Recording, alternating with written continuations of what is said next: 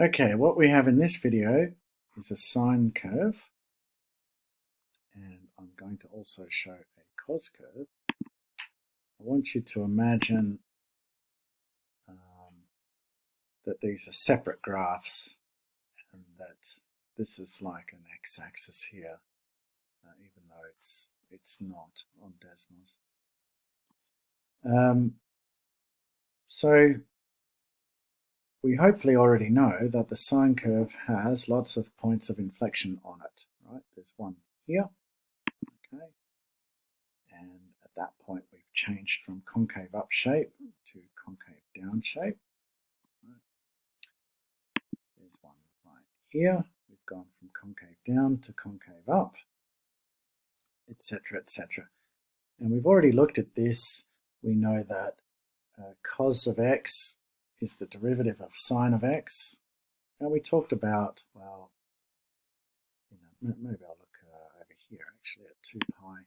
So at 2 pi, the gradient of the sine curve is at its maximum there. Gradient of 1, and we can see that there on the cos curve. We can see our stationary points. So we've got our minimum on the sine. We've got a maximum here at pi on 2 there. On our derivative function on the cos, those are shown as equal to 0. So while we did a more formal proof that the derivative of sine equals cos, we should be able to see that. Okay. So what we've been saying is that these points of inflection, getting a lot of points on the graph, there's one there, there's one there, one here, should be equal to 0 on the second derivative of the sine curve.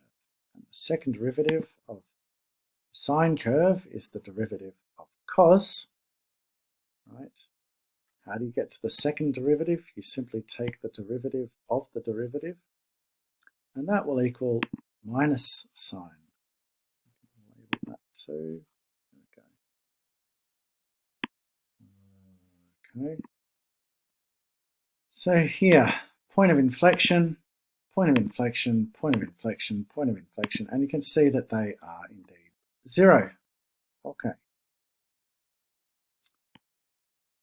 Let's look at shape next.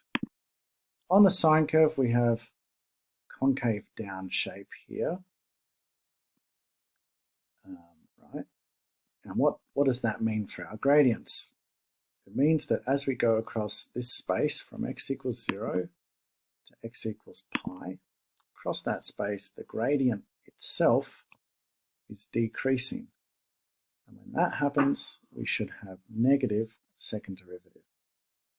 Right. Across this space from pi to 2 pi, right, we have concave up shape. That means positive second derivative because the gradient values are increasing. Right. Then the rate of change of the gradient equals 0 for an instant, also shown in the second derivative equaling 0, as you change shape from concave up to concave down. Okay.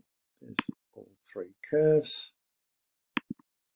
and I'd like you to maybe stop and appreciate the shapes of those curves.